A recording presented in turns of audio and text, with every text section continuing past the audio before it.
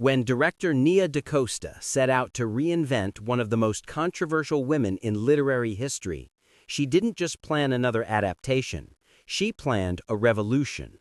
And the first bold move in that revolution was casting Tessa Thompson as the lead.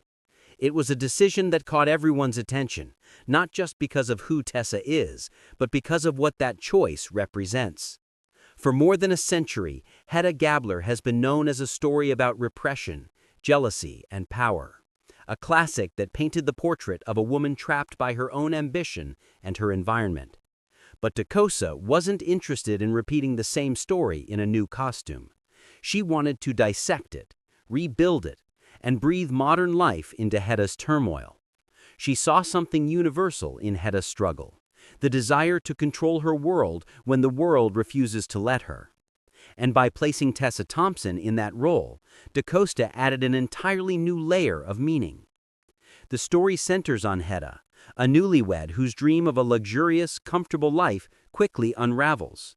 She hosts a lavish party meant to show off her success, but behind every smile hides boredom, envy, and manipulation. When an old connection, Eileen arrives at the party, it's not just an old flame rekindled, it's a storm waiting to explode. Hedda's jealousy, pride, and buried emotions twist into something dangerous, and what begins as a glamorous night turns into a scandal with devastating consequences. When DaCosta was writing the adaptation, she already knew who she wanted. Tessa Thompson should play Hedda Gabler, she said, years before the script was even finished. It wasn't a passing thought, it was a certainty. The two had worked together before on Little Woods in 2018, a film that proved Tessa could play women who exist in the gray spaces between right and wrong. That performance stuck with DaCosta. She saw in Tessa someone who could carry the contradictions of Hedda, a woman who's both the victim and the villain of her own story. But this wasn't just about star power or past chemistry. DaCosta's decision carried a deeper purpose. She wanted to explore how Hedda's struggle would shift if she were a black woman living in a world that doesn't fully see her. That one change transforms everything. Hedda's discomfort, her sense of isolation, her desperate need for control, it all gains new weight. Being a black woman in a privileged, predominantly white space isn't just a backdrop. It's an invisible pressure shaping every interaction, every silence, every outburst. DaCosta said she could have set the story in an all-black community, but she didn't want to.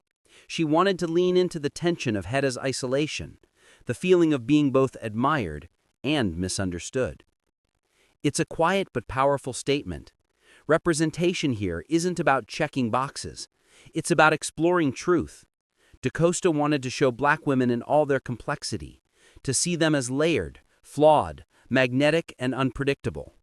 Characters who aren't defined by strength alone, but by depth. That's why casting Tessa mattered. She brings elegance, fire, and emotional precision to every role, and in Hedda, she embodies a woman who's been underestimated for too long, both in her world and in cinematic history. But DaCosta didn't stop at reimagining Hedda.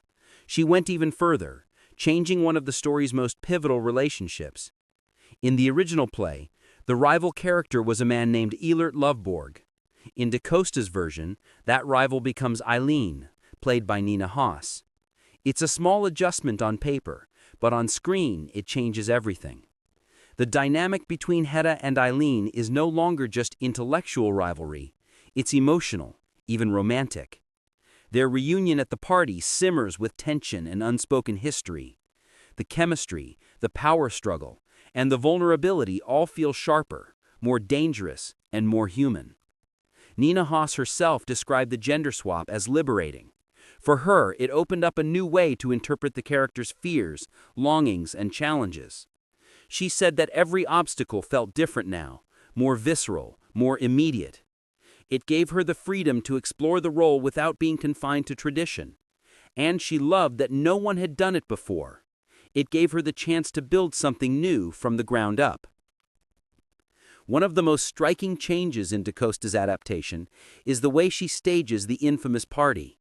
In Ibsen's original play, audiences only hear about it after it happens. but DaCosta pulls viewers right into it. We see the glamour, the music, the whispered conversations. We watch as Hedda and Eileen circle each other, caught between admiration and resentment. It's electric, it's uncomfortable, and it makes what follows feel inevitable.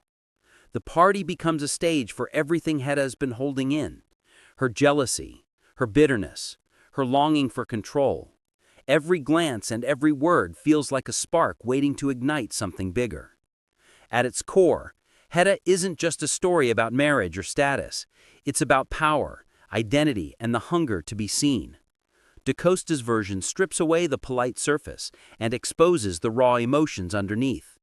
By choosing Tessa Thompson, she didn't just cast a lead, she redefined what the role could mean.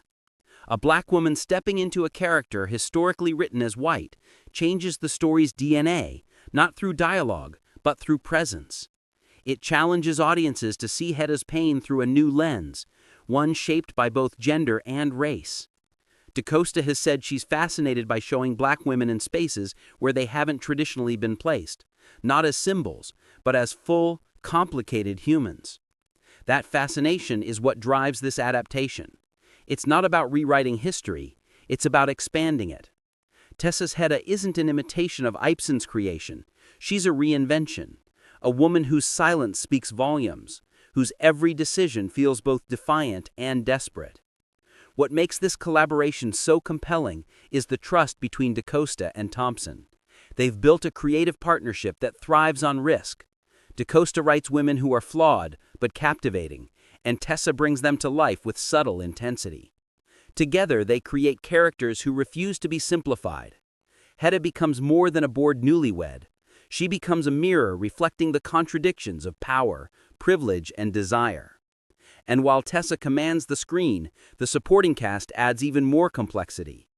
Tom Bateman plays George, Hedda's husband, a man whose ambition and insecurity quietly fuel her resentment. Nina Hoss's Eileen, reimagined as both rival and mirror, exposes the cracks in Hedda's composure. Every character adds pressure to the story until it finally bursts in ways that no one expects. DaCosta's Hedda isn't trying to be comfortable or polite.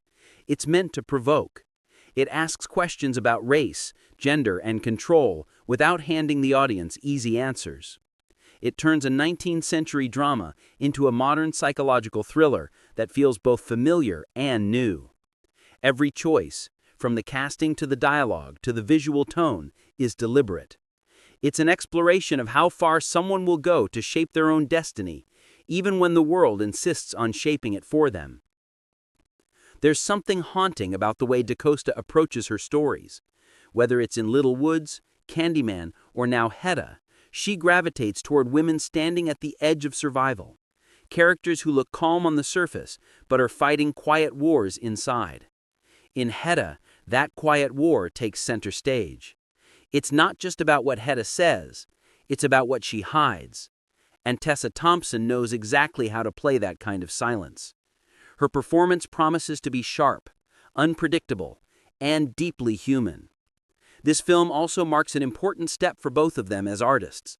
For DaCosta, it's a declaration that storytelling doesn't have to stay in the boundaries of race or tradition. For Tessa, it's proof that she can inhabit any role, no matter how unexpected, and make it entirely her own. Together, they're not just adapting Ibsen, they're rewriting the narrative of who gets to embody complexity on screen.